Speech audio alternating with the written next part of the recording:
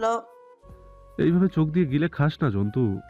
তাহমিনা সঙ্গে সঙ্গে চোখ সরিয়ে ফেলে এবং ছোট ছোট মিনমিনিয়ে স্বরে বলে উঠল। শুনুন। রেদওয়ানও চুলে জেল লাগাতে লাগাতে বলল। বল, শুনছি। শাড়ির কুচিগুলো করে দিন না। রেদওয়ান সোজা পেছনে ঘুরে তাকায় এবং ফিক করে হেসে বলে উঠে। তোর কি আমাকে হেল্পিং হ্যান্ড মনে হয় যে আদেশ করবি আর সেটা অক্ষরে অক্ষরে পালন করব? তাহমিনা রেগে গিয়ে বলে উঠে। থাক, আর লাগবে না থলা বিলাই। তাহমিনা আবারও ইউটিউবে ভিডিও দেখে চেষ্টা করছে কুচি ধরার, কিন্তু বারবারই বিফলে যাচ্ছে সব কষ্ট। আঙুল ঘুরিয়ে ঘুরিয়ে কুচি গুলো ব্যালেন্স করতে পারছে না। তখনই নিচের তলা থেকে ঢাক আসে আর তাহমিনা বিরক্ত হয়ে বিছানায় বসে পড়ল। রেদওয়ান চুলে দুই হাত দিয়ে দুই দিকে সরিয়ে স্টাইল মেরে তাহমিনার সামনে এসে বসে বলে। যদি সুন্দর করে বলিস তাহলে চেষ্টা করব। তাহমিনা ঝাঁঝালো কণ্ঠে বলে উঠল। যাবাল পরীক্ষা থেকে সিম্পেথি দেখাস না। তাহমিনার এমন ঝাঁঝালো কথায় বেচারা রেদন ভাবা জায়গায় খেয়ে যায়। সে মুখটা বেঁকিয়ে বলে উঠে। ঠিক আছে, তোর ইচ্ছা, তাহলে আমি যাই। রেদন পা বাড়াতেই যাবে, পেছন থেকে তাহমিনার মুখটা বাচ্চাদের মতো ফুলিয়ে অত্যন্ত নরম কণ্ঠে মুখে আওড়ায়। স্বামী চান আমার কুচিগুলো করে দিন। রেদন ফট করে পেছনে ঘুরে না শোনার ভান করে তাহমিনাকে বলতে থাকে। কি কি কি বলেছিস শুনতে পাইনি, আবার বল। তাহমিনা আবারও একই কথা বলে উঠছে, কিন্তু রেদওয়ান এবার না শোনার ভান করে বলে। আরে রে রে রে, আমার কানের কি হলো, কিছু শুনতে পারছি না। যতু, আবার বল জোরে। তাহমিনা রোশানল দৃষ্টিতে তাকিয়ে দাঁত কিরমির করে কথা চিনি চিনি বলে। স্বামী চান আমার কুচিগুলো করে দিন। রেদন এবার আর তাহমিনাকে না খেপে এক ঝটকায় তাকে বিছানায় থেকে তুলে তার বুকের সাথে মিশিয়ে নেয়। ষাঁড়ের গলা একেবারে কান ফাটাই দিলি। তাহমিনা নিজেকে ছাড়িয়ে রেদনের হাতে শাড়ি ধরিয়ে দেয়। রেদন আর কোনো ফণিতা না করে সুন্দর করে শাড়ির কুচিগুলো ধরছে। তাহমিনা মুগ্ধ দৃষ্টিতে রেদনের দিকে তাকিয়ে আছে। রেদন এমনভাবে কুচিগুলো ধরেছে যেন কোনো শিল্পীর হাতে আঁকা কোনো শিল্প তৈরি হচ্ছে। কুচিগুলো সুন্দর করে ধরে তাহমিনার হাতে ধরিয়ে দেয়। তাহমিনা কুচিগুলো সুন্দর করে গুজে নেয়। এরপর আঁচলখানা ঘাড় গলিয়ে সুন্দর করে ঘোমচা চেনে দেয়। তারপর আয়নার সামনে দাঁড় করিয়ে চোখ ভর্তি কাজল আর ডার্ক শেডের লিপস্টিক দিয়ে দেয়।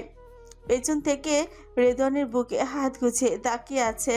হঠাৎ করে রেদওয়ান গম্ভীর গলায় বলে উঠছে। শাড়িতেই নারী, সে কালো হোক বা ফর্সা, অপরূপ রূপে শাড়িতে নারীদের সৌন্দর্য আরো যেন দ্বিগুণভাবে ফুটে ওঠে। তাহমিনা পেছন থেকে ফিরে মুখ ভিতকিয়ে বলে উঠল। ডায়লগ না ছেড়ে নিচে চলে যান, দেখুন আমার টেবুলটা আসলো কি না।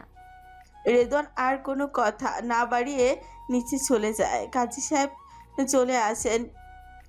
এটা সেই কাজে যাকে মধ্যরাতে বউয়ের কাছ থেকে তুলে নিয়ে এসেছিল। মঞ্জিল বাড়িতে সবার উপস্থিতি যেন আলোক ঝলমলে করে তুলল। স্নেহা আর ইভা মিলে তিথিকে নিচে নিয়ে আসে, কিন্তু এখনো আদিত্যের আসার কোনো খবর নেই। এদিকে ইরফান, অর্জুন, রাতুল আর রুদ্র ভীষণ চিন্তায় পড়ে গেল। রুদ্র একের পর এক কল দিয়ে যাচ্ছে কিন্তু আদিত্য কল রিসিভ করছে না। রেদওয়ান রুদ্রের কাছে এসে জিজ্ঞেস করে। কিরে, আদিত্য কোথায়? রুদ্র রেদওয়ানের কানে কানে বলে। সেনানিবাসে কি একটা কাজের জন্য গিয়েছে। রেদওয়ানও এটা শুনে ভীষণ রেগে যায় এবং মোবাইল হাতে নিয়ে একের পর এক কল করতে থাকে। এদিকে সবাই মেহমানরা আসা শেষ। তিথির মামা মামি চলে এসেছে। সবাই অপেক্ষা করছে আদিত্যের জন্য। কিছু কিছু মহিলা তো কানে কানে গুনগুন করছে, কিরে এই ছেলে কি পালিয়ে গেল বিয়ে করবে না বলে? তাও ঠিক, মেয়েটা তো আবার অনাথ, কেই বা চায় অনাথ মেয়েকে বিয়ে করতে? মহিলাগুলোর গুনগুন করে বলা কথাগুলো তিথি শুনতে পায় এবং আপনা আপনি তার চোখ থেকে পানি চলে আসে। রামিনা তিথিকে চোখ রাঙিয়ে বলে। একদম না, তুমি ভুলে যেও না আদিত্য তোমাকে কতটা ভালোবাসে। সেনানিবাসে হয়তো কাজে আটকে গেছে, আর এদের কথাগুলো কানে নিও না। এদের কাজই হলো নিজের খেয়ে অন্যের গুণগান করা, একদম চোখে পানি নয়। ইকবাল খান রীতিমতো পাচারি শুরু করেছে, তাকে হাজার লোকের কৈফিয়ত দিতে হচ্ছে। তিনি বিড়বিড় করে বলল। একবার আসো তুমি আদিত্য, ঝাঁটা পিটা করবো তোমায়। রেদন আর আদিত্যর বন্ধুরা এবার সত্যি সত্যি আদিত্যের উপর বিরক্ত হয়ে গেছে। তখনই কুদ্দুস তাদের একটা কুবুদ্ধি দেয়। আমার কাছে একটা কুবুদ্ধি আছে। রেদন পাত্তা না দিল ইরফান বলে। বল দেখি। কুদ্দুস মুচকি এসে বলল, আদিত্য ভাই কল ধরছে না, কিন্তু একটা মেসেজ দাও দেখি। পাশ থেকে স্নেহা বিরক্ত হয়ে ক্ষিপ্ত কণ্ঠে বলল, এই বাল, তোর ঘোড়ার ডিমের কুবুদ্ধি এটা? ভাইয়া কল ধরছে না, আবার মেসেজ সিন করবে? দূর হ চোখের সামনে থেকে। রুদ্র ধমক দিয়ে স্নেহাকে থামিয়ে দিয়ে বলল, এই মেয়ে, তুমি কেন এখানে কথা বলছো? কি মুখের ভাষা? কুদ্দুস, তুই বল। কুদ্দুস স্নেহাকে মুখ বাঁকিয়ে বলে, আগে আমার কথা পুরো শুনো। আদিত্য ভাইজানকে মেসেজে লিখো, তিথিকে কতগুলো সন্ত্রাসী তুলে নিয়ে গেছে আমাদের উপর বন্দুক তাক করে। শুধু এইটুকু লিখো, যদি আদিত্য ভাই সিন করে কিনা। রুদ্র বলল, তোর মাথা খারাপ? আমি যে পুলিশ সেটাও জানে। আদি তো কিছুতেই বিশ্বাস করবে না যে আমরা চার বন্ধু থাকতে তিথিকে কেউ তুলে নিবে। কুদ্দুস কিছুক্ষণ মাথা চুলকিয়ে ভেবে বলে, আরে বলো, পার্লারের মেয়েগুলো যখন সাজাচ্ছিল তখন তাদের বেহুশ করে নিয়ে গেছে। সবাই কুদ্দুসের কথা এবার সায় জানায়, কারণ আদিত্যকে তাড়াতাড়ি আনার জন্য এই পদ্ধতি ব্যবহার করতে হবে। রুদ্র সব ভয় ডর ফেলে মেসেজ টাইপিং করে পাঠায়, কিন্তু আশ্চর্য কথা হলো সঙ্গে সঙ্গে আদিত্য মেসেজ সিন করে এবং সাথে সাথে কল ব্যাক করে। রুদ্র কল ধরতে গেলে কুদ্দুস এক ঝটকায় নিয়ে নেয়। আরে রুদ্র ভাই, কি করছো? কল ধরিও না, দেখবে আদিত্য ভাই কিছুক্ষণের মধ্যে চলে আসবে। সবাই অপেক্ষা করতে থাকে। এদিকে আদিত্য একের পর এক কল দিচ্ছে, কিন্তু তারা কেউ ধরছে না। তিথি ছটফট করতে করতে স্নেহাকে বলে, কলটা ধর, তাড়াহুড়ো করে আসতে যদি কিছু হয়ে যায়। প্লিজ তোরা কল ধর স্নেহা। আমি অপেক্ষা করতে রাজি। আজ বা এক যুগ হোক, আমি অপেক্ষা করব। প্লিজ এই মিথ্যাচার করিস না ওনার সাথে। চুপ কর, এভাবে করলে ভাইয়াকে নিয়ে আসা যাবে তাড়াতাড়ি। হলো তাই আদিত্য চলে আসে। বাহিরে গাড়ির আওয়াজ শোনা যায়, কিন্তু আশ্চর্যের বিষয় হলো পরপর অনেকগুলো গাড়ির আওয়াজ শোনা যায়। তারা সবাই সদর দরজার দিকে দেখে, বুট জুতা পরা অনেকগুলো লোকের শব্দ শোনা যায়। সবাইকে অবাক করে দিয়ে আদিত্য আর্মির পোশাকে শতের উপর সৈনিক নিয়ে বাড়িতে প্রবেশ করেছে তাড়াহুড়ো করে। আদিত্য দৌড়তে দৌড়তে এগিয়ে আসছে। এদিকে স্নেহা, ইভা আর তাহমিনা তিথিকে লুকিয়ে রাখে নিজেদের আড়লে। এত সোজা দৌড়ে সদর দরজা পেরিয়ে জোরে জোরে শ্বাস নিয়ে পিস্তল হাতে নিয়ে সতর্কতা সাথে নজর ঘুরিয়ে চলেছে। আদিত্য সোজা ইকবাল খানের কাছে এসে জোরে জোরে হাঁপাতে হাঁপাতে বলতে থাকে, আব্বু, আব্বু দিদি কোথায়? আমার দিদি কোথায়? ওকে কারা নিয়ে গেছে? বলো প্লিজ। ইকবাল খান ছেলের কথা পুরো স্তব্ধ। কি বলছে এইসব? ও বাবাকে চুপ থেকে দেখে আয়তো বুক কেঁপে উঠলো। সে সবাইকে পাগলের মতো একই প্রশ্ন করে চলেছে। অবশেষে সে ইরফানের আর স্নেহার কাছে এসে সামনে এসে জিজ্ঞেস করলো, কি কেউ কিছু বলছিস না কেন? আমার দিদি কই? কার ছিল ওরা? আমার দিদি কোথায়? আদিত্য জোরে জোরে নিঃশ্বাস নিয়ে নিচে মাথা ঝুঁকিয়ে ফেলে। তখনই ধীরে ধীরে তিথি স্নেহার পেছন থেকে এগিয়ে আসে আদিত্যের সামনে। নুপুরের চুনচুন শব্দে আদিত্য ধীরে ধীরে জোরে জোরে নিঃশ্বাস নিয়ে তাকায়। তাকাতেই তার স্পন্দন থেমে যায়। সে কয়েক সেকেন্ডের জন্য নিঃশ্বাস নিতে ভুলে গেছে। গায়ের লোমগুলো দাঁড়িয়ে গেল, শরীর শিরশির করছে অনুভূতিতে, যেন শরীরে একটা কারেন্ট শক লেগেছে। তিথির এই রূপ, কি মায়া, এত মুগ্ধতা কেন এই মেয়েটির চেহারায়? লাল রেশমের বেনারসি শাড়িতে মোড়া মেয়েটিকে দেখে আদিত্য যেন হুঁশ হারিয়েছে। সে ধপাস করে সেখানেই হাঁটু করে বসে পড়ে, বুকে হাত দিয়ে জোরে জোরে স্বস্তির নিঃশ্বাস ফেলে। তার চোখে থেকে বিন্দু বিন্দু কয়েক ফোঁটা অশ্রু গাল বেয়ে গড়িয়ে পড়ছে। তিথি তাড়াতাড়ি করে আদিত্যের কাছে বসে পড়ে উদ্গ্রীব হয়ে জিজ্ঞেস করে, কি হয়েছে আপনার? শান্ত হন আপনি। আমি ঠিক আছি, এভাবে কান্না কেন করছেন? আজ পর্যন্ত কেউ আদিত্যের হাসি তো দূর, এক ফোঁটা চোখের পানিও দেখেনি। সেই ছেলে কিনা আজ কান্না করছে। আদিত্য তিথির মুখ আগলে নিয়ে বলে উঠছে, এটা কেন করেছিস? আমি তো আসতাম, তাই না? এইভাবে ভয় পেয়ে দিয়েছিস কেন তিথি? আরেকটু হলে তো আমি মরেই যেতাম। তিথি ভাই আমতামত করে বলে, আমি কিছু করিনি, ওরা সব করেছে। আদিত্য কিচ্ছু না বলে সোজা উঠে দাঁড়িয়ে স্নেহা আর কুদ্দুসের কাছে গিয়ে তাদের চোখ দিয়ে শাসি তাদের ধরছে বলে, এটা তোরা ঠিক করিসনি। ইরফান ব্যঙ্গ করে বলল, একদম ঠিক করেছি, তোর উচিত শিক্ষা হয়েছে। যা চেঞ্জ করে আয়, সবাইকে অনেক অপেক্ষা করিয়েছিস।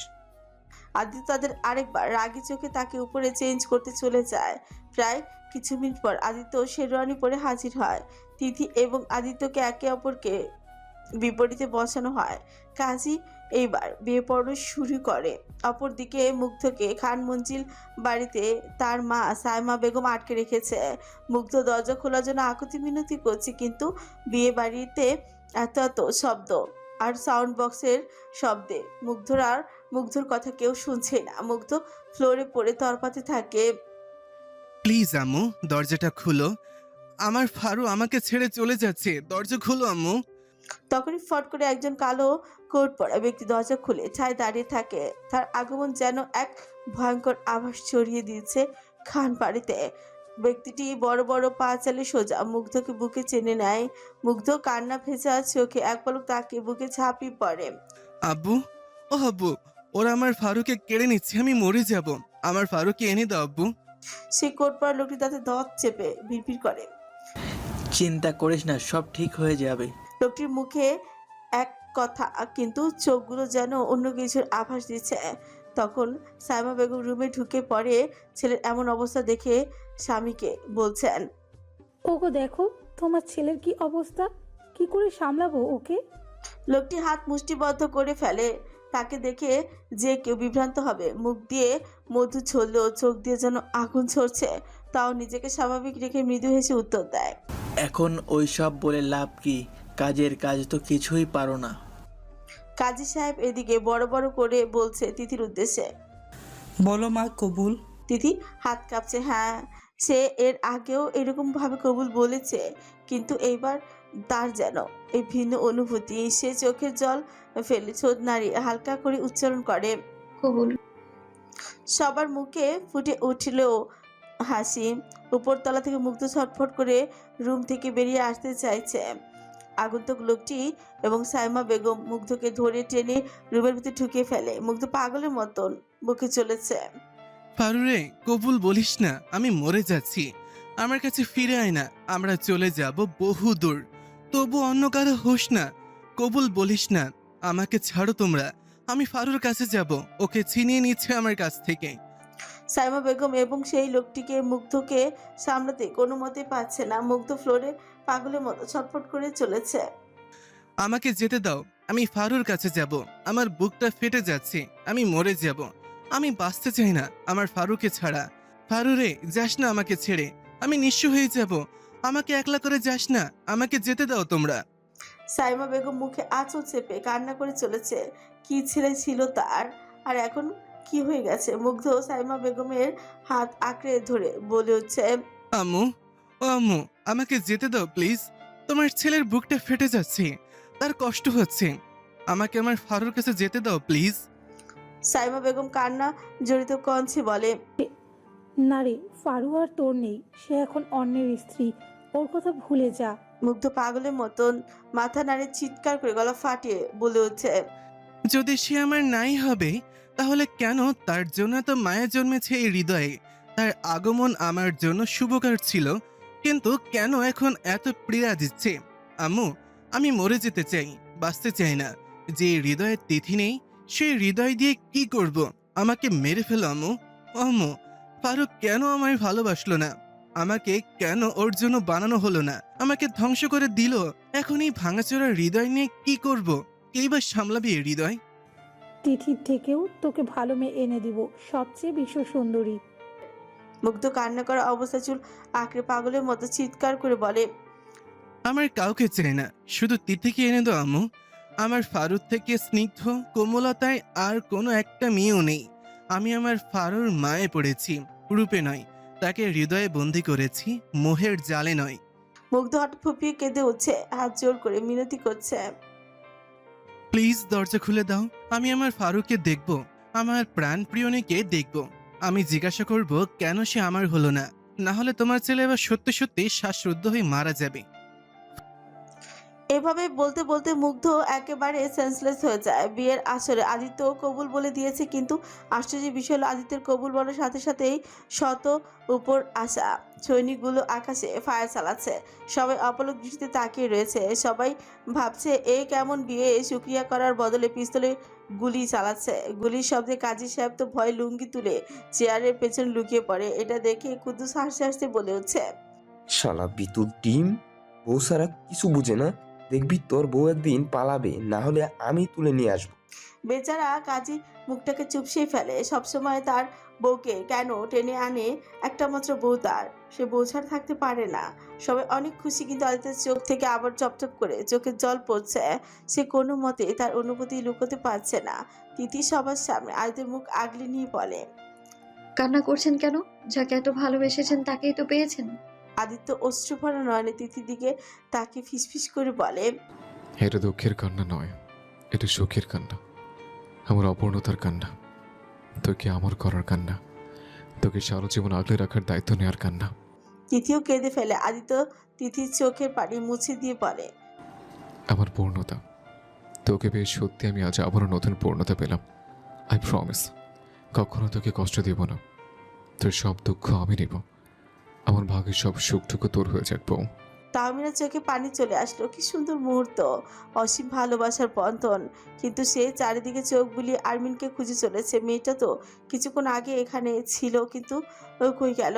আরমিন এতক্ষণ নিচে দাঁড়িয়ে সবকিছুই দেখছিল, যতটা সহ্য করা যায়।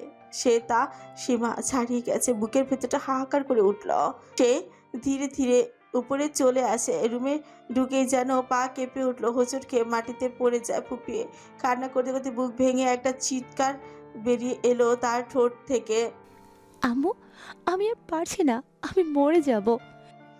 দম ফাটা কান্নার ফাঁকে সে কাঁপতে কাঁপতে উপরে তাকায়। হে উপরের মালিক, আমাকে সহ্য শক্তি দাও, আমি বাঁচতে পারবো না এভাবে, আমি ভেঙে পড়ছি, আমি আদিত্যকে ছাড়া বাঁচবো না। কান্নার জোরে বুক কাঁপছে। হঠাৎ করে উঠে সে রুম তন্ন তন্ন করে খুঁজতে শুরু করলো কিছু একটা। অবশেষে কাঙ্ক্ষিত জিনিসটা পেয়ে ছোট কামড়ে ধরে ফিসফিস করে উঠল, শেষ করে দেব নিজেকে, আমি ভুল করেছি ভালোবেসে, সেই ভুলের মাসুল আমাকেই দিতে হবে, বাঁচবো না আমি। কাপা হাতে ছুরিটা তুলে নিল আরমিন। চোখে শূন্য হয়ে আছে, ছোট নীলছে, তবুও সে শক্তিটুকু জোগাড় করে ছুরি চালিয়ে দিল নিজের রকে। ব্যথায় কেঁপে উঠল শরীর। মুহূর্তেই তার হাত থেকে ছুরিটা পড়ে গেল মেঝেতে। তার শরীর থাপ্পাস করে পড়ে গেল ফ্লোরে। শ্বাস অনিয়মিত হয়ে উঠেছে, বুকটা ওঠানামা করছে ভারী ভাবে। ঠিক তখনই দরজাটা খুলে ভেতরে ঢুকলো তাহমিনা। অনেক খুঁজেও আরমিনকে না পেয়ে সে যখন এখানে এলো, তার চোখে যা ধরা দিল তাতে যেন গোটা পৃথিবীটা থমকে গেল। রক্তে ভেজা মেঝে নিস্তেজ হয়ে পড়ে রয়েছে আরমিনের শরীর। মুহূর্তে তার গলা থেকে আত্মচিৎকার বেরিয়ে এলো। সে ছুটে এসে আরমিনকে মাথা কোলে নিল। কাঁপা কাঁপা গলা চিৎকার করে উঠল, আরমিন, এটা কি করেছিস তুই? কেন করলি এমন? আরমিনের ঠোঁট কাঁপছে, শ্বাস আটকে আসছে, হাত থেকে চপচপ করে রক্ত গড়িয়ে পড়ছে। শব্দ বের করা কষ্টকর হয়ে গেছে, তবুও টুকরো টুকরো করে বলল, আমি সহ্য করতে পারছি না রে ওদের, তাই শেষ করে দিলাম নিজেকে। আমার বাবাকে দেখে রাখিস, সবাইকে বলিস আমাকে মাফ করে দিতে, দিদিকে বলিস, আর কেউ আদিত্যকে বিরক্ত করবেন না। কথার মাঝে যেন সব থেমে গেল। শরীরের শেষ স্পন্দনও মিলিয়ে গেল শীতল নীরবতায়। তাহমিনা হাহাকার করে কেঁদে উঠল। সে আরমিনকে শক্ত করে জড়িয়ে ধরে ডাকছে, কাঁপছে, চোখ খোল আরমিন, এটা কি করেছিস? কিন্তু কোনো সাড়া নেই। চারপাশ যেন নিস্তব্ধ। ভারী রুমের বাতাসে ছড়িয়ে পড়ছে ভয়ঙ্কর এক শূন্যতা। জীবন যেন থেমে গেছে সেই মুহূর্তেই। বিয়ের আসরে কেউ টের পেল না, দুজন মানুষের জীবনে নেমে এসেছে ঝড়। একদিকে মুগ্ধ, আরেকদিকে মৃত্যু যাত্রার মুখোমুখি আরমিন। চারপাশে সবার মুখে তৃপ্তির হাসি। যারা কিছুদিন আগে জোর করে এই বিয়ে দিয়েছিল, তারা আজ দোয়া করছে দুজনের জন্য।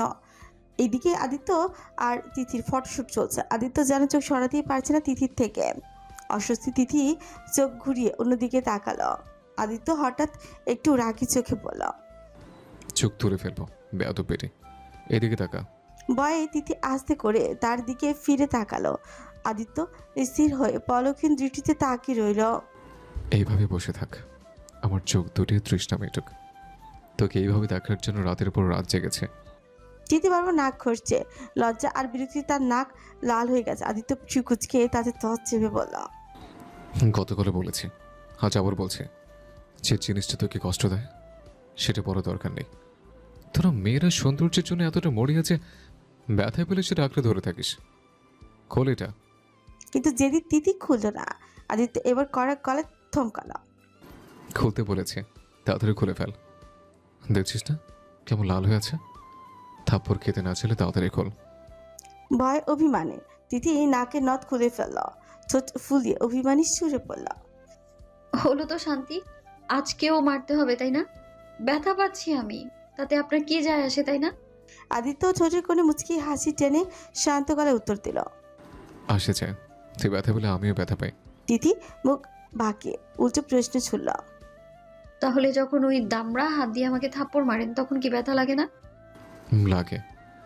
আমি তোকে আঘাত করতে চাই না, কোনো দিনই না, কিন্তু কখনো পরিস্থিতি এমন হয়েছে রাগে হাত উঠে যায়, পরে তো নিজেই বেশি কষ্ট পায়।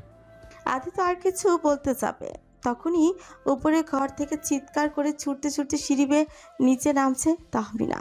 তার চোখে মুখে স্পষ্ট আতঙ্কের ছাপ, হাতে কিছু জায়গায় ছোপ ছোপ রক্ত, পুরো শরীর ঘেমে ভিজা, কপালে বিন্দু বিন্দু ঘাম। রেদন চট করে তাহমিনাকে সামলে নেয়। তাহমিনা জোরে জোরে শ্বাস নিচ্ছে, একজোড়া এতটা জোরে হাঁপাচ্ছে যে তার মুখ দিয়ে কোনো কথাই বের হচ্ছে না। রেদন তাহমিনার অবস্থা দেখে ভয় পেয়ে যায়। সে কপালে হাত বুলিয়ে চিন্তিত স্বরে প্রশ্ন করে, কি হয়েছে? তুই এমন করছিস কেন? তাহমিনা প্রথমে নিজেকে শান্ত করে, তারপর এক এক করে সব বলতে উঠল। এদিকে তাহমিনার চাচি তো পুরোই ড্রামা শুরু করেই দিল। ন্যাকা কান্নার আদিত্য, রেদওয়ান আর বাকি ছেলে দল সব রুমের দিকে ছুটে গেল। আদিত্য আর রেদওয়ান তাড়াহুড়ো করে রুমে ঢুকে পড়ে। আদিত্য আর্মির নাকের কাছে আঙুল নিয়ে চেক করে, দেখে বেঁচে আছে কিনা, কিন্তু না, নিঃশ্বাস পড়ছে না, যার কারণে তাদের চেহারা আদল বদলে গিয়ে ফ্যাকাশে রং ধারণ করে। আদিত্য একবার রেদওয়ানের দিকে তাকাচ্ছে, তো রেদওয়ান আদিত্যর দিকে তাকাচ্ছে। রেদওয়ান আর্মিনের হাতের পালস চেক করে, এবার আশ্চর্য হয়ে বিষয়টা পালস কাজ করছে। আদিত্য তাড়াতাড়ি আবারও নাকের কাছে আঙুল নিয়ে যায়। হ্যাঁ, এবার শ্বাস পড়ছে, ওকে তাড়াতাড়ি হসপিটালে নিয়ে যেতে হবে। আদিত্য কোলে তুলে নেয় আর্মিনকে, তাকে নিয়ে সোজা নিচে বিয়ের আসরে চলে যায়। আদিত্য তাড়াহুড়ো করে ইকবাল খানকে পিছু ফিরে বলে, হাব্বু, তুমি এদিকটা সামনেও, আমি ওকে হসপিটালে নিয়ে যাচ্ছি, অবস্থা ভালো না ওর। ইকবাল খান মাথা নেড়ে সহায় জানায়। আদিত্য যাওয়ার পথে পিছু ফিরে একবার তিথির দিকে নজর দিতে ভুলে না। সামনে এগোতে তার সমস্ত আর্মিদের দেখে বলে উঠল, দুঃখিত দুঃখিত, আপনাদের এইভাবে নিয়ে এসছি, আমাকে মাফ করবেন দয়া করে, দেখা হবে মিটিংয়ে। তখনই ক্যাপ্টেন তানভীর দিকে তাকিয়ে বলে, প্লিজ তানভীর, তুমি ওদের একটু আপ্যায়নের ব্যবস্থা করো, ততক্ষণ এদিক সামলাও, এসে কথা বলবো তোমার সাথে। আদিত্য বেরিয়ে যায়। পেছন থেকে ইরফান আর বাকি বন্ধুরাও হসপিটালের উদ্দেশ্যে বেরিয়ে পড়ল। রেদওয়ান যেতে গেলে তাহমিনা পথ আটকিয়ে বলল, আমিও যাব, আমাকে নিয়ে চলুন। রেদওয়ান সঙ্গে সঙ্গে উত্তর দেয়, না, তোর যাওয়ার দরকার নেই, মুখ থেকে যেন আর একটাও কথা না শুনি। কথাটি বলে বড় বড় পা ফেলে চলে যেতে নিলেই কিছু শুনে থেমে যায় পা। পেছন ফিরে দেখলো তানভীর তাহমিনার সাথে কথা বলার চেষ্টা করছে। এদের যেন রেদওয়ানের রাগ তীব্রভাবে বেড়ে গেল। একদিকে তাহমিনার রাগে মাথা ফেটে যাচ্ছে, তার পাশে তানভীর এসে তাকে ভরসা দিয়ে বলে, মায়া, আপনি এখন না গেলেই ভালো হবে, কত মেহমান আত্মীয় স্বজন দেখছেন, আর আমাদের টিমের মেম্বারদেরও আপ্যায়ন করতে হবে তো। তাহমিনা রাগ কিছুটা কমে, হ্যাঁ তাও ঠিক, সবাই চলে গেলে এদিক কে সামলাবে, কিন্তু তার যে খুব চিন্তা হচ্ছে, মেয়েটা আদেও বাঁচবে তো। মায়া তানভীরের সাথে কথা বলতে বলতে সামনে এগিয়ে যেতেই থাকে। তখনই হঠাৎ পেছন থেকে রেদওয়ান রাগান্বিত হয়ে তাহমিনাকে কাছে টেনে নিয়ে আসে এবং তার হাত ধরে জোর করে তাকে নিয়ে যেতে থাকে। তানভীর হাওয়া হয়ে শুধু ওদের দেখে চলেছে। তাহমিনা হাত ছাড়ানোর জন্য অনেক প্রয়াস করে, এতে রেদওয়ান বিরক্ত হয়ে জোরে একটা থাবা মেরে দেয় তাহমিনার মাথায়। এইভাবে করেই তাকে গাড়ি পর্যন্ত নিয়ে গাড়িতে বসিয়ে দেয়। সমস্যাটা কি বলুন তো, একবার বলছেন যেতে হবে না, আর এখন থাবা মেরে জোর করে নিয়ে যাচ্ছেন। আমাকে কি আপনার হাতের পুতুল মনে হয়? রেদন কিছু না বলে শুধু গাড়ির স্টিয়ারিং ঘোরাতে শুরু করে। তারপর কিছুক্ষণ পিনপত নীরবতা, কারো মুখে টু শব্দটিও নেই। হঠাৎই গম্ভীর গলায় রেদন লুকিং গ্লাসে তাকিয়ে বলে হচ্ছে, তোকে বলেছিলাম একবার ওই ছেলেটার থেকে দূরে দূরে থাকবি, আমার কথা শুনিসনি তুই? তাহমিনা এমনিতেই মেজাজ খারাপ, তার উপর এরকম প্রশ্ন, তাই সে উত্তর না দিয়ে বাইরে তাকিয়ে আছে। রেদন শিকোজকে এক পলক তাকায়, সে স্টিয়ারিং চেপে ধরে গর্জন করে উঠল। কি কথা কানে যায় না? কিছু জিজ্ঞেস করেছি আমি। তাহমিনাও গর্জে ওঠা বাঘিনীর মতো জবাব দেয়। কি উত্তর দিব? হ্যাঁ, যার অর্থ ভিত্তিহীন। আপনি যেটা বলছেন সেটা কখনোই সম্ভব না, আর কেন সম্ভব না সেটা আপনি আপনার ছোট ভাইয়ের থেকে জিজ্ঞেস করিয়েন। এই নিয়ে আমাকে আর কোনো প্রশ্ন করবেন না প্লিজ।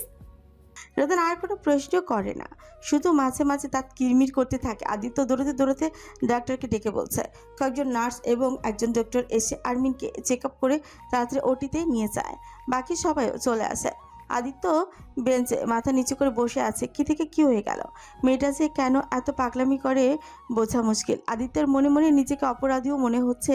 সে যদি কড়া গলায় কথা না বলে ভালোভাবে বুঝিয়ে বলতো, তাহলে মেয়েটা এমন একটা ভয়ানক কাজ করে বসতো না। তাহমিনা আদিত্যের কাছে এসে তার কাঁধে হাত রেখে বলে, চিন্তা করো না আদিত্য, এখানে তোমার বা তিথির কোনো দোষ নেই।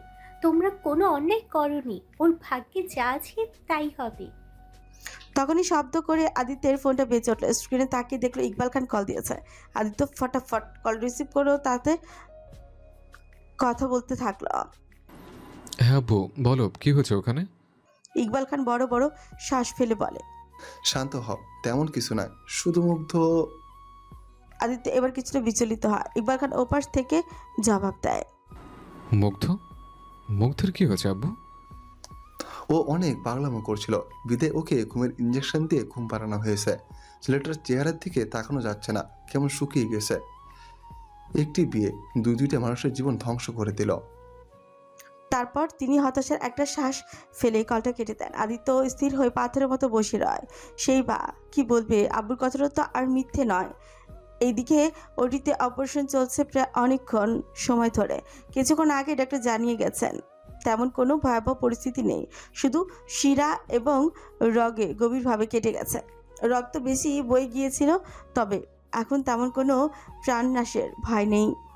এই কথাগুলো শুনে সবার কলিজায় পানি চলে এলো। কুদ্দুস তো বারবার কি জানি বিড়বিড় করছে। তারপর আদিত্যর পাশে বসে মুখ ভেঙচি দিয়ে বলতে থাকে, আপদ একটা, মরে গেলেই ভালো হতো। যত সব উটকো ঝামেলা আমাদের আনন্দে পানি ফেলে দিল। আচ্ছা আদিত্য ভাই এই ডাগেনি রক কাটার পরেও মরল না কেন? আদিত্য চোখ গরম করে তাকায়। ব্যাস, কুদ্দুসের হাফুস। সে আর একটা কথা মুখ দিয়ে বের করে না। ইরফানও এগিয়ে এসে তখন বলল, কুদ্দুস ঠিকই বলেছে, এইভাবে মেয়ের স্বভাব ভালো না, একটা না একটা ঝামেলা লাগাবে। তা তোর হাতে আর কতক্ষণ সময় আছে? আদিত্য ঘড়ির দিকে তাকিয়ে বলে হচ্ছে, 4 ঘন্টার মতো আছে। ইরফান হতাশা নিঃশ্বাস ফেলে বলে হচ্ছে, দিদিকে জানিয়েছিস? আদিত্য মাথা নাড়িয়ে না বোঝায়।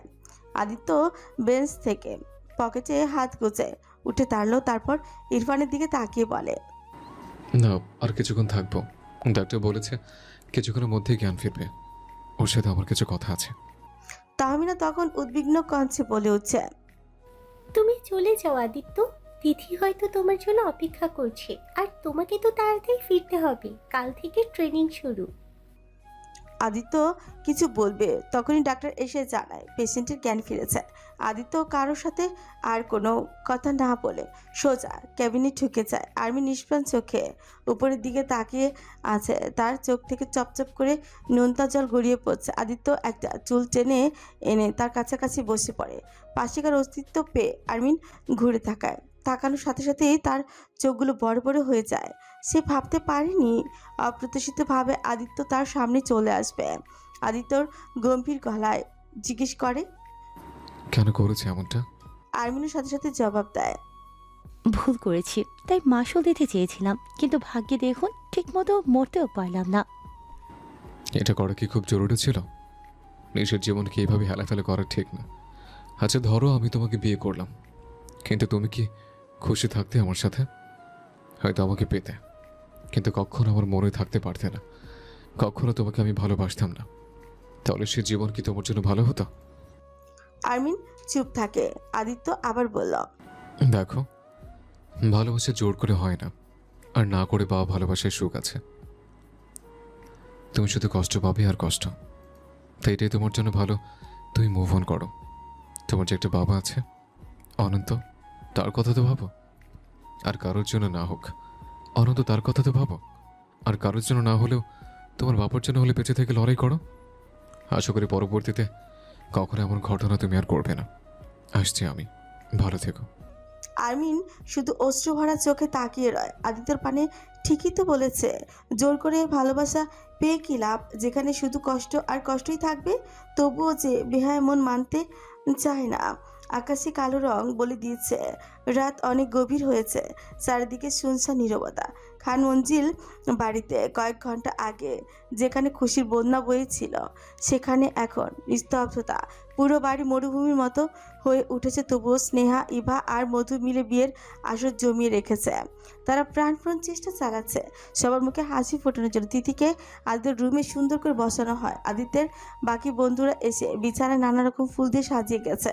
বাসর ঘর পুরোই ফুলে ফুলে সাজানো, চারিদিকে লাল গোলাপের ছড়াছড়ি। অবশ্য তারা জানে আজ বাসর হবে না, তাদের আজ আবারও বিচ্ছেদ হবে। রাতুল রুদ্রের কাঁধে হাত দিয়ে ফিসফিসিয়ে বলে, ধুর, এই আদিত্য শালা তিনবার বিয়ে করেও একবারও বাসর করতে পারলো না। ছ্যাঃ, পুরা কপাল। হায় রে, কখন যে তাদের বাসর হবে আর উকি মেরে দেখব। ইস, কি শখ আমার। রুদ্র চোখ ছোট ছোট করে রাতুলের পানে তাকে জিজ্ঞেস করে। আদিত্য তোর শালা? রাতুল মাথা চুলকিয়ে বলে, ওই হলো এক, ওর বোনকে বিয়ে করলে শালাবার সম্বন্ধী যে কোনো একটা হলেই হলো। কথাটি বলে মুখ ভেটকিয়ে একখানা হাসি দেয়। রুদ্র যেন মনে মনে তেলে বেগুনি জ্বলেই উঠল। সে রাগী দৃষ্টিতে স্নেহার দিকে তাকিয়ে আছে, তবু মুখ ফুটে কিচ্ছু বলছে না। তিথি এদের কথা শুনে লজ্জায় লাল হয়ে চুপটি মেরে বসে রইল। তখনই দরজা ঠেলে সবাইকে পাঠিয়ে দিয়ে সুফিয়া খান তিথির কাছে এসে বসে পড়ল এবং তার হাত জোড়া আঁকড়ে ধরে মমতার স্বরে বলে উঠল, তিথিমা, আজ থেকে আমার ছেলের দায়িত্ব তোর। হ্যাঁ জানি সব সময় আদিত্যকে তুই পাশে পাবি না, কিন্তু আমাকে তুই সব সময় পাশে পাবি। কখনো এটা ভাববি না তুই অনাথ, তুই আমার মেয়ে, বেলার মেয়ে। তুই নিজেকে কখনো গুটিয়ে ফেলবি না। আগে যেভাবে ছিলি ঠিক সেরকমই থাকবি। কখনো যদি মনে হয় এটা তোর আসল বাড়ি না, তখন সব সময় মনে রাখবি বাপের বাড়ি থেকেও এখন তোর শ্বশুর বাড়ি এটা। আমাকে এখন থেকে মেজো মা না বলে মা বলে রাখবি তুই, ঠিক আছে? তিথি ঝাঁপিয়ে পড়ে সুফিয়া খানের বুকে, তারপর আদরের সাথে ডেকে উঠছে, মা। সুফিয়া খান মুখে তৃপ্তির হাসি খেলে গেল। তিনি তিথির মাথায় হাত বুলিয়ে দিতে থাকে। আমাকে একজন বেস্ট ফ্রেন্ড মনে করে সব সময় তোর মনের সব কথা খুলে বলবি। মনে যা দ্বিধা দ্বন্দ্ব থাকবে সব বইয়ের পাতার মতো আমার কাছে খুলে বলবি। আজ থেকে আমি তোর বেস্ট ফ্রেন্ড, বুঝলি? তিথি আদরের সাথে বলে উঠছে।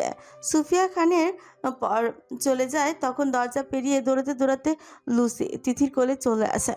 আদুরে বাচ্চার মতো তিথি থেকে আদর পাওয়ার জন্য ব্যাকুল হয়ে উঠছে। তিথিও মন ভরে লুসিকে আদর করে এবং লুসি তিথির কোলেই ঘুমিয়ে পড়ে। লুসিকে পাশে শুয়ে দিয়ে তিথি ঘুমটা টেনে সোজা হয়ে বসে পড়ে। অনেকক্ষণ হলো এখনো আদিত্য আসে না। তিথি মনে মনে হতাশার শ্বাস ফেলে। তাদের জন্য দুইটা মানুষ মরতেও রাজি। আরমিন এর জন্য তার মনটা খারাপ। কেন বা হবে না? সে স্কুল জীবনের থেকে বন্ধুত্ব তাদের এত সহজে কি ভোলা যায়? আরমিন ভুলতে পারলো, তিথি কখনো ভুলতে পারবে না। এসব ভাবতে ভাবতেই তিথি এতটাই নিমগ্ন যে কখন আদিত্য এসে তার কোনো খেয়ালই নেই। আদিত্য বুকে হাত গুজে ঠায় দাঁড়িয়ে থেকে বড় করে ঘুমটা দেওয়া তার স্ত্রীকে দেখেই চলেছে। তিথি যখন বুঝতে পারলো আদিত্যের অবস্থান, তখন লজ্জায় লাল হয়ে ছায় বসে রইল। অতঃপর আদিত্য ধীরে ধীরে বিছানায় হাঁচুক মোড়ে বসে পড়ে। মুখে এক হাত দিয়ে পলক্ষীনভাবে তাকিয়ে থাকে। আর তার কিছু সময় পরই দুই হাত দিয়ে ধীরে ধীরে ঘোমটা তোলে এবং ঘোমটার ভেতরে লজ্জাবতী তার লাল টুকটুকে বউকে দেখে বুকে বাম পাশে চেপে ধরে বলে, হাই, ঝলসে যাক আমার চোখ জোড়া। তুই সেই নারী যাকে আমি নিজের থেকে বেশি পাগলের মতো ভালোবাসি। তুই সেই নারী যার জন্য আমি এতটা পাগলামো করেছি। তুই সেই নারী যাকে পাওয়ার জন্য আমি হাত পেতেছি। তুই সেই নারী যাকে হারানোর ভয়ে পাগল পাগল হয়েছে আমি। তুই সেই নারী যার মধ্যে আমার ভালো থাকার মেডিসিন রয়েছে। তুই সেই নারী যাকে আমি বয়সন্ধিকাল থেকে ভালোবেসে এসেছি। তুই সেই নারী যার জন্য আমি প্রতিটি লড়াইয়ে সাহস পাই। তিথি আদিত্যর কথায় লজ্জায় মুখটা হাত দিয়ে ঢেকে ফেলে। তারপর চিটাগাংয়ের ভাষায় মুখে লজ্জা লজ্জা ভাব নিয়ে বলে, লাগের না অনুর বউ? আদিত্য চিটাগাংয়ের ভাষায় জবাব। লাগের তো পাক্কা আর গেন্নে বউ। তিথি এবারও লজ্জায় মুখখানা ঢেকে ফেলে। আদিত্য মুচকি মুচকি হেসে তিথির আরো কাজ ঘেঁষে হাত সরিয়ে দেয় এবং তিথির হাতে একটা কাগজ ধরিয়ে দেয়। তিথি প্রশ্নবোধক দৃষ্টিতে তাকায়। আদিত্য তখনই বলে উঠছে, এটা তোর গিফট, পড়ে দেখ। তিথি কাগজখানা ভালোভাবে পড়ে পুরো অবাক হয়ে যায়।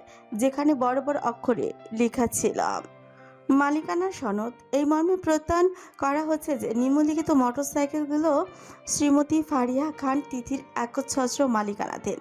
মোটরসাইকেলগুলোর তালিকা এবং তাদের মূল্য, স্টাইলিশ ও গার্লি সংরক্ষণ: রয়্যাল এনফিল্ড মিটিওর 350 পিঙ্ক পার 85 লক্ষ, KTM RC 200 ক্যান্ডি হোয়াইট 70 লক্ষ, Harley Davidson street 500 glossy red 90 লক্ষ, BMW G 310 আর স্কাই ব্লু 65 লক্ষ, ডুকাটি স্ক্রাম্বলার আইকন প্যাস্টেল ইয়েলো 90।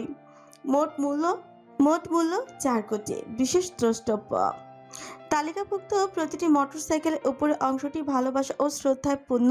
প্রতিটি যা যেন আনন্দ ও স্বাধীনতা নিয়ে আসে এবং মনে করিয়ে দেয় যে তুমি কতটা প্রিয়। বিশেষ দ্রষ্টব্য: আদিত্য। তিথি এই মোটরসাইকেলগুলোর প্রতিটি শুধু একটি বাইক নয়, এটি তার পছন্দের হৃদয়ের একটি অংশ বহন করে। তুমি যেন প্রতিটি যা উপভোগ করো, তোমার স্বপ্নকে অনুসরণ করো এবং তোমার আবেগ ও শখগুলো অন্বেষণ করার স্বাধীনতা নিয়ে এগিয়ে যাও।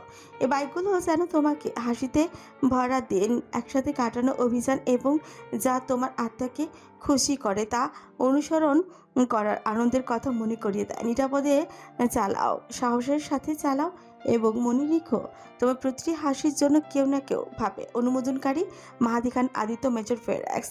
তারিখ সেপ্টেম্বর 3, 2025। Seal stamp. তিথি চোখের কোণে জল চলে আসে। সে তো এমনি বলেছিল বাইকের কথা, আর দেখো এই পাগল জামাই তাকে এতগুলো কিনে দিল, কিন্তু সে তো জানে না বাইক চালাতে। তা মেজর সাহেব, আমি তো বাইক চালাতে জানি না, তাহলে এত বাইক দিয়ে কি করব? আর এত টাকা খরচ করেছেন কেন? ভবিষ্যতের জন্য কি রাখবো? আদিত্য ফ্রিজেরা কুচকে হালকা কাশি দিয়ে বলে, ওরে আমার গিন্নি, ভবিষ্যতের কথা চিন্তা করছে। ভবিষ্যতে কথা তোর চিন্তা করতে হবে না। তোর জামাইয়ের যে টাকা আছে তা দিয়ে আরও 5 প্রজন্ম চলে যাবে, বুঝলি? আমার রেসিংয়ের টাকাগুলো রয়েছে কি জন্য? যাক, বাদ দে। তোর বাইক চালানো শেখানোর জন্য আমার 2 বান্ধবী আসবে, তারা তোকে শিখিয়ে দেবে। আর তাছাড়া আমি তো আছি। অতঃপর দুজনেই চোখে হারিয়ে যায়। নিস্তব্ধ রাত, চাঁদের কিরণ, ফুলের সুবাস চারিদিকে, আর বিছানার মাঝখানে বসে আছে একজোড়া শালিক পাখি। দুজনে একে অপরের স্পন্দন শুনতে পাচ্ছে। আদিত্য মোহিত হয়ে অত্যন্ত শীতল ও নরম কঞ্চে বলে উঠল, ছেড়ে যান, একটু বুকে আসবে? এই বুকটা তোর জন্য হাহাকার করছে। আদিত্যর বলতে দেরি, কিন্তু তিথি চাপিয়ে পড়তে দেরি নেই। তিথি আর আদিত্য গভীর আলিঙ্গনে আলঙ্কিত হয়। তারা একে অপরকে এমনভাবে জড়িয়ে ধরেছে যেন কেউ তাদের ছিনিয়ে নেবে।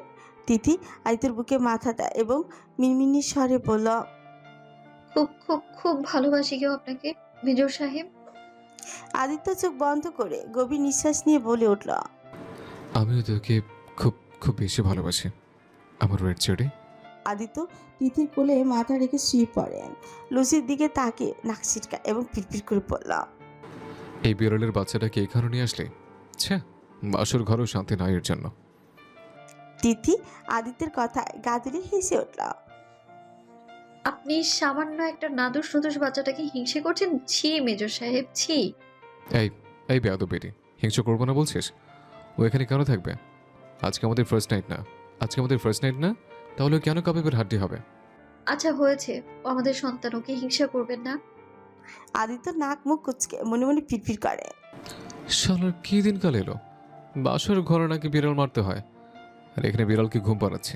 ছি ছি আদিত্য, ছি। তিথি আদিত্যের মাথার চুলে হাত বুলিয়ে দেয়। তখন আদিত্য উপর হয়ে তিথির দিকে তাকায়, তিথিও সঙ্গে সঙ্গে তাকায়, দুজনে চোকাচোকি হয়ে যায়। তিথি মৃদু হেসে একটি আশ্চর্য ঘটনা ঘটিয়ে ফেলে। আদিত্যের বাদামি উষ্ঠজোরে চট করে হালকা চুমু খেয়ে নিয়ে সঙ্গে সঙ্গে লজ্জা মুখ ঢেকে ফেলে। এইদিকে আদিত্য গা দিলে হেসে উঠল। সে তিথির কাছে এসে পড়ে একদম কাছে, তিথির উষ্ঠের প্রায় কাছে। ছুঁচি অবস্থা তখন রুম কাঁপিয়ে মোবাইলে কেউ কল দিয়ে বসে। বেচারা আদিত্যের চেহারা দেখার মতো হয়েছে। সে নাক ফুলিয়ে মুখ গোমড়ায় আওড়ায়। শালা মির্জাফরের বংশধর, চুমু খেতে দিল না, সবকটার বাসর ঘরে আগুন জ্বালাই দিব। তারপর বিরক্তিতে কলটি রিসিভ করে কানে দিতেই শুনতে পায় তানভীরের কণ্ঠ। স্যার গাড়ি নিয়ে এসেছি, এবার আমাদের বের হতে হবে। আচ্ছা ঠিক আছে, বের হচ্ছি আমি। তিথি এই কথাটি শুনে মুখ গোমরা করে মাথা নিচু করে ফেলে। আদিত্য বিছানা থেকে উঠে ওয়াশরুমে চলে যায়। কিছু মিনিট পর ফ্রেশ হয়ে একেবারে পুরোপুরি রেডি হয়ে চলে আসে। তিথি আজ আবারও খুব কাছ থেকে আদিত্যকে আর্মি পোশাকে পুরোপুরি দেখছে। মুগ্ধ হয়ে তাকিয়ে আছে শুধু। আদিত্য আয়নার সামনে দাঁড়িয়ে আছে, ভালোভাবে চুল আশ্রিয়ে নেয় এবং তিথির দিকে ফিরে বলে, এইভাবে বসে থাকবে? যা চেঞ্জ করে আয়, আমাকে তাড়াতাড়ি বেরোতে হবে। তৃতীয় সঙ্গে সঙ্গে জামা কাপড় নিয়ে ওয়াশরুমে ঢুকে পড়ে। সেও কিছু মিনিট পর ফ্রেশ হয়ে চুলে টাওয়াল বেঁচিয়ে আসে। আদিত্য কোনা চোখে একবার তাকিয়ে আবারও নজর দেয় নিজের উপর।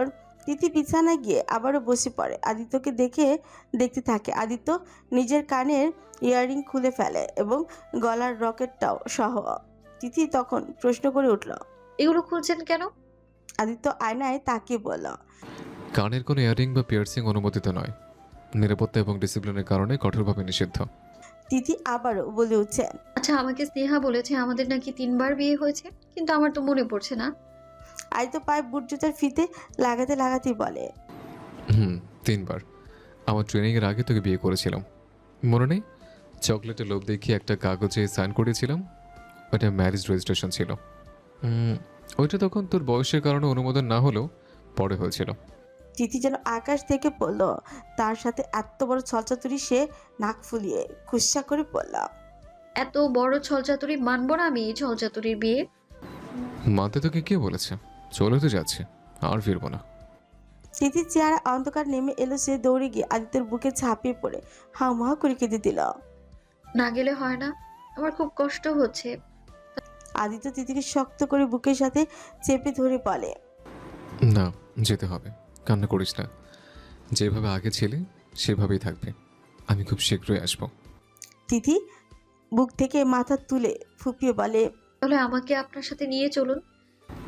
সম্ভব না এখন, তবে খুব তাড়াতাড়ি নিয়ে যাবো ক্যান্টনমেন্টে।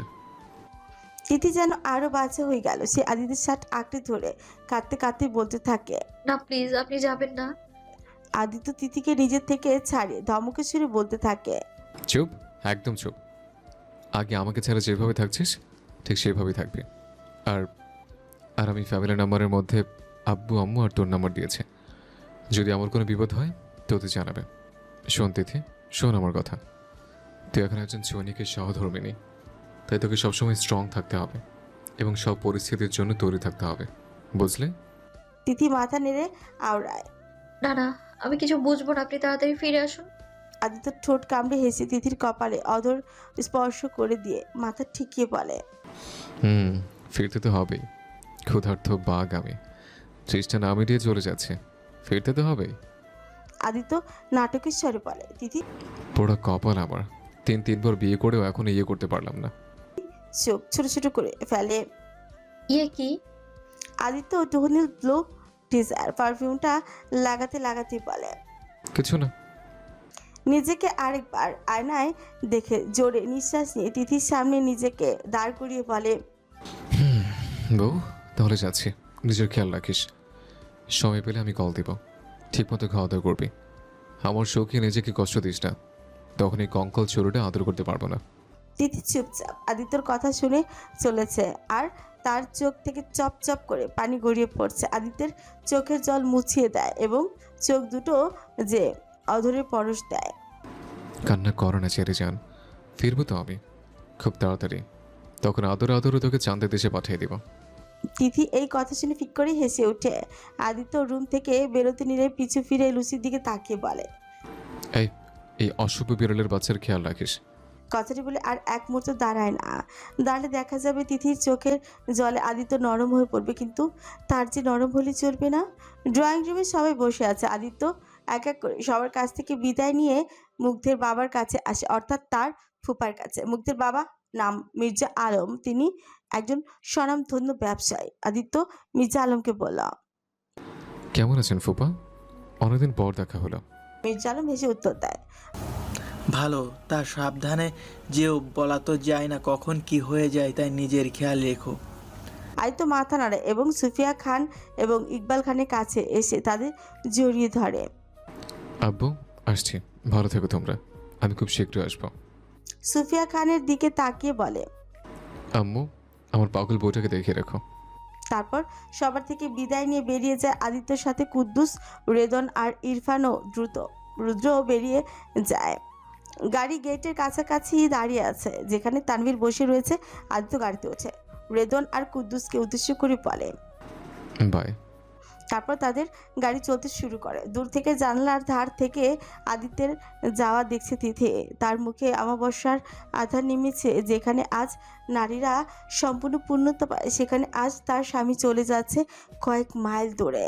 এটি শুধু সে না, হাজারো সৈনিকের স্ত্রীর অপেক্ষার প্রহর গুনবে। এইভাবে একজন সৈনিকের স্ত্রী হওয়া এতটাও সহজ না, তা হাড়ে হাড়ে তিথি বুঝে যাচ্ছে।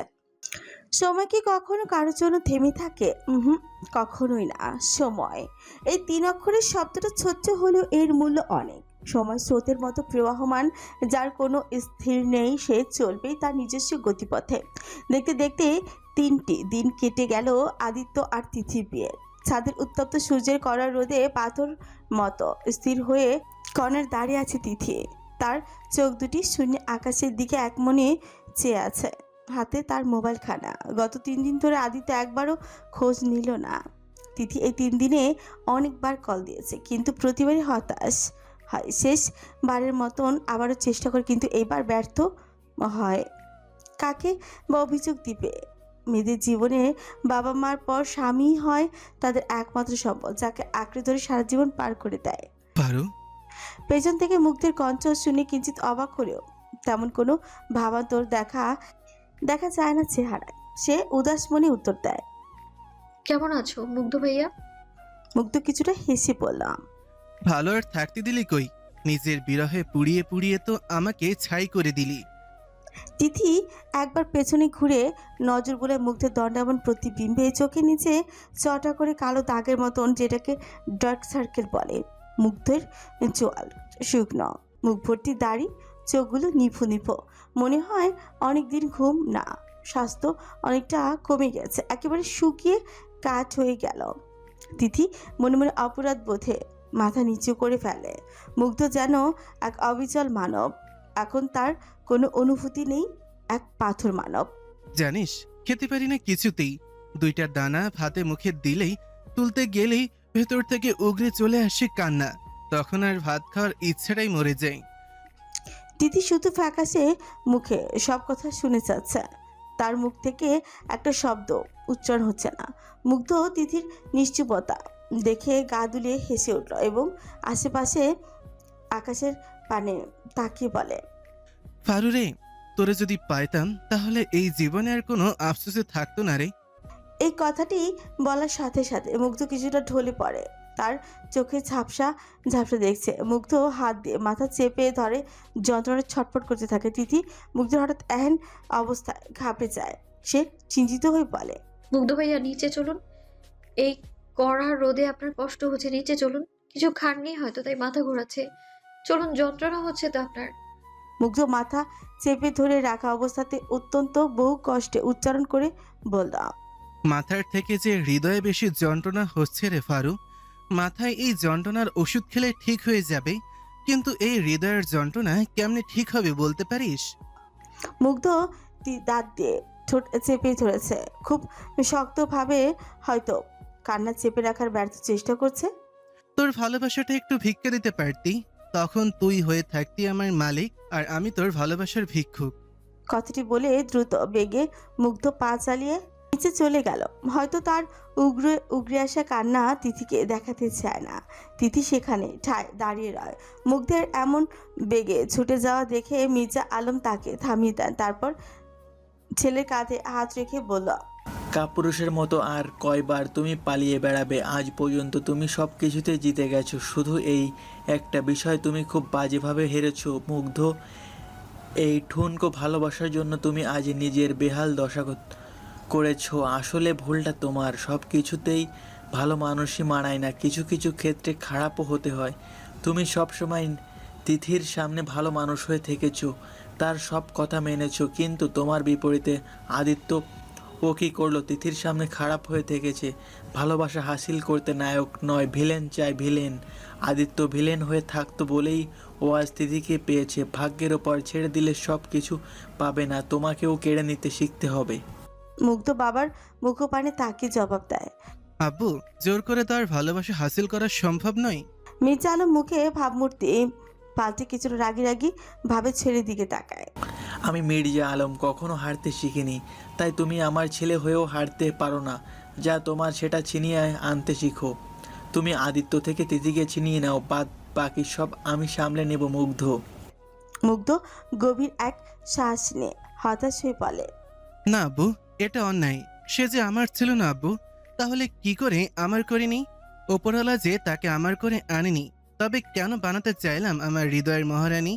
এই অন্যায় আমি করতে পারবো না আব্বু, সে আর আমার নেই।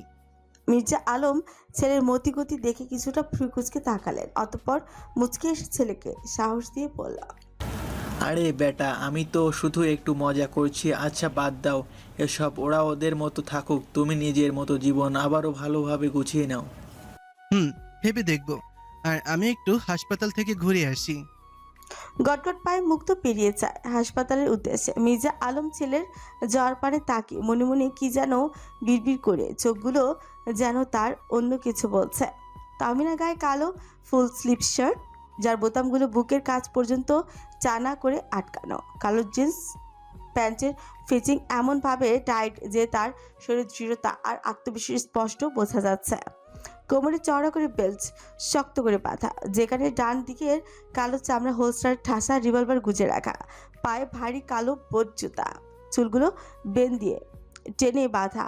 তখন রুমে কারো সাথে কথা বলতে বলতে রেদওয়ান ঢুকলো। ঢুকে সে প্রথমে থমকে গেল। বাবা, এই মেয়ে এক এক দিন এক এক রূপ নিয়ে হাজির হচ্ছে। রেদওয়ান না কখন জানি পাগলি হয়ে যায়। আগেও দেখেছিল তাহমিনাকে এই রূপে, কিন্তু তখন তেমন খেয়াল করেনি। Hello baby, can you hear me? ফোনের ওপাশে থাকা নারীর কণ্ঠ। রেদওয়ানের হুঁশ ফিরে সে গলা খাকারি দিয়ে বলল। তখনই অপর পাশ থেকে মহিলাটি বলে, When will you come to Bangkok? Redwan তাহমিনার দিকে তাকিয়ে বলে, I will come very soon. Okay bye and take care. কথাটি বলে কল কেটে দিয়ে তাহমিনার সামনে এসে বিদ্রুপ হেসে বলতে শুরু করে, হায় হায়, আজ কাক দেখছি ময়ূর সেজেছে। তাহমিনা রাগে নাক ফুলিয়ে বলে, মুখ সামলে কথা বলুন। মুখ সামলেই কথা বলছি, না হলে এই মুখ এখন তোর মুখে অ্যাটাচ হতো। কি করব না কি অ্যাটাচ? বলেই তাহমিনার দিকে ধীরে ধীরে এগোতে থাকে। তাহমিনা চট করে হোলস্টার থেকে রিভলভার নিয়ে রেদওয়ানের মুখের সামনে ধরে তাক করে নিরুষ্ট কণ্ঠে বলল, খবরদার, সামনে এগোবেন না, একদম শুট করে দিব। রেদওয়ান থামে না, সে কি আসছে। দে শুট করে দে। তাহমিনা একটু সিরিয়াস হয়, সে ট্রিগারে আঙুল চেপে ধরে। আপনার মতো লুইচার এমনিতেও বেঁচে থাকার দরকার নেই। রেদওয়ান রিভলভারটা বুকের কাছে ঠেকিয়ে তাহমিনার চোখের দিকে তাকায়। চালিয়ে দে আমায় বাঘিনী, তোর হাতে মরতেও রাজি। তাহমিনা রাগী চেহারায় রেদওয়ানের দিকে তাকিয়ে থেকে রুম থেকে বেরিয়ে যায়। নিচে গিয়ে জুই খানের কাছে থেকে বিদায় নিয়ে সদর দরজা দিয়ে বেরিয়ে যায়। তার যাওয়ার পরে ডাইনিং টেবিলে থেকে মির্জা আলম পলকহীন তাকিয়ে থাকে, নজর খাবারের দিকে ঘুরিয়ে মুচকে এসে জুই খান বলল, রান্না খুব মজা হয়েছে ভাবি, বিদেশে তো এসব স্বাদ পাওয়া যায় না, দেশে আসতেই তৃপ্তি মিটে। জিগার প্রশংসা যেন পঞ্চমুখ হয়ে গিয়ে আবার আরো বেশি বেশি করে তরকারি দিতে থাকে। এইদিকে প্লেটে এত তরকারি দেখে মির্জা খান মনে মনে মুখ ভেটকিয়ে ফিটফিট করে। আসলে নারী মানুষ একটু প্রশংসা করলেই হলো অমনি বরফের মতো গলে যায়। ধুর, খাওয়ার উপর ঠাড়া পড়েছে রে, কেন যে বলতে গেলাম, ছ্যা। ইকবাল খান খেতে খেতে সুফিয়া খানের উদ্দেশ্যে বলল, আদিত্য কি কল দিয়েছিল? এই কথা শোনার সাথে সাথে সবার মুখে রঙই বদলে গেল। সুফিয়া খান আঁচলে মুখ মুছে জবাব দেয়, না গো, জানি না ছেলেটা কথায় আছে, কি খাচ্ছে কে জানে।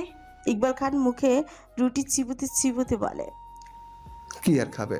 ওই যে শক্ত রুটি আর পাতলা ডাল ছাড়া তো আর কি খাবে একরা?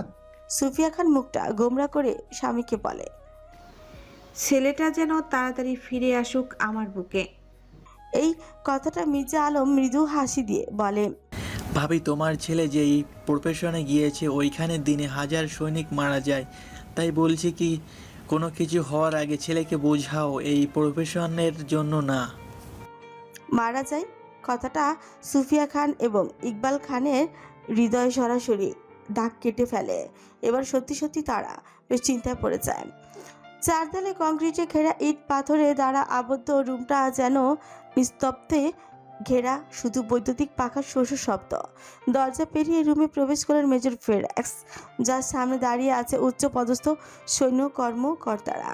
কর্নেল লেফটেন্যান্ট ফারহান দৃঢ়তার সাথে সবাইকে বলে উঠল, স্যার, আমরা আজকে যা বলতে চাচ্ছি প্লিজ আপনারা মনোযোগ দিয়ে শুনবেন।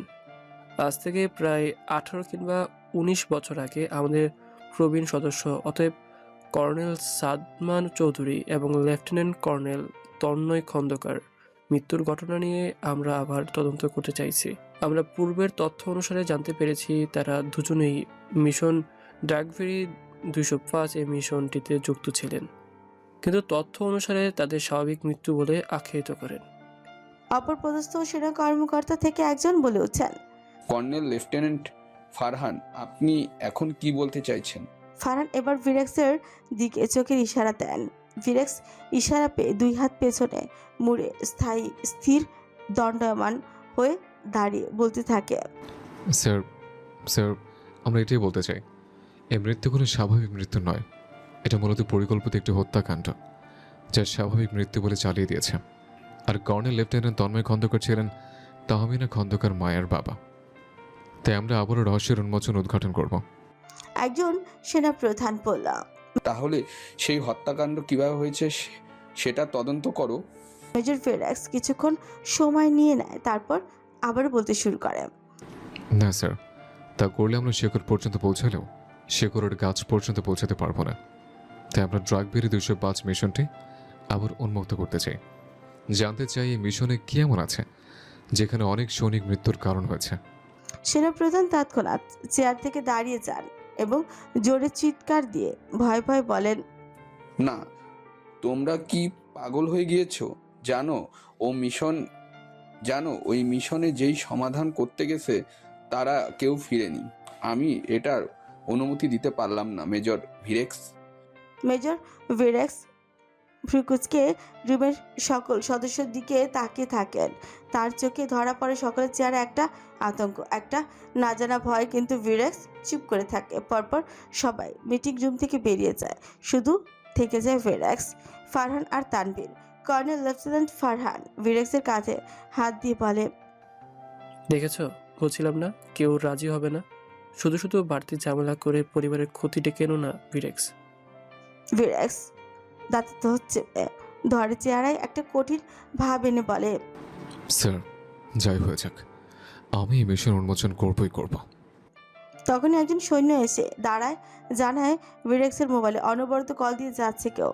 ক্যাপ্টেন তানভীর মুচকি হেসে মজার ছলে বলে ওঠে, স্যার যান গিয়ে ভাবির সাথে কথা বলুন, সকাল থেকে দেখছি কতগুলো কল দিল বেচারি, কিন্তু আপনি ধরলেনই না। মেজর ভিরেক্স অর্থাৎ আদিত্য সবাইকে এক্সকিউজ মি দেখিয়ে বাইরের মাঠে চলে যায়। কিছুটা মাঠের শেষ প্রান্তে একটা বটগাছের ছায়ায় বসে ফোনে কানে দিল। ওপাশ থেকে অভিমানী কঞ্চ সোনার বদলে ফুপিয়ে কান্নার শব্দ শুনতে পেল। আদিত্য বুকে মোবাইলটি চেপে ধরে বসে থাকে অনেকক্ষণ, তারপর কানে দিয়ে বলে, কেমন আছিস তিথি? তিথি ফোপানোর সাথে উত্তর দেয়, মোটেও ভালো নেই আমি, পাশার লোক। একটা কল ধরারও সময় পেলেন না বুঝি আপনি? আদিত্য মুচকে এসে উত্তর দিল, মাত্র 3 দিনে এমন অবস্থা? অভিমান করেছিস? তিথি ছোট্ট করে উত্তর দেয়। হুম। আদিত্য শ্বাস ফেলে উচ্চারণ করে বলল, কিন্তু আমি তো অভিমান ভাঙাতে জানি না। তাহলে এখন কি হবে?